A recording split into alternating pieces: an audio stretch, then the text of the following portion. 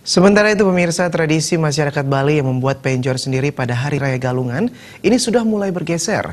Banyak anggota masyarakat memilih membeli penjor yang sudah jadi.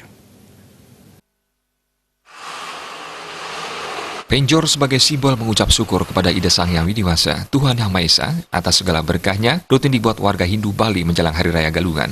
Penjor biasanya dibuat oleh satu kepala keluarga dan ditancapkan di depan rumah masing-masing. Namun dewasa ini, budaya membuat penjor sendiri tampaknya sudah mulai bergeser. Hal ini terlihat dari banyaknya anggota masyarakat memilih memesan penjor yang sudah jadi dari penjual penjor. Menurut seorang penjual penjor di Denpasar, menjelang Galungan hampir ratusan pesanan penjor masuk ke tempatnya. Penjor-penjor pesanan tersebut beraneka ragam, dari yang sederhana hingga yang mewah dengan beraneka ragam aksesoris.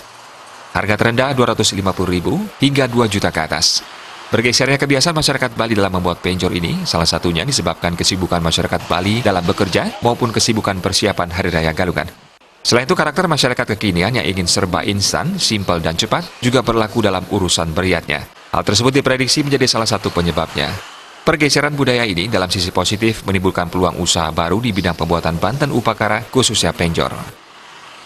Meski sebagian besar masyarakat Bali sudah mulai banyak membeli penjor, tidak sedikit masyarakat Bali bertahan dengan tradisi membuat penjor sendiri. Bahkan penjor kini semakin bervariasi dari yang sederhana hingga yang mewah. Terlepas dari penjor hasil membeli ataupun membuat sendiri, hal terpenting adalah semua niatnya dilandasi semangat tulus ikhlas. Riasa dan Ratna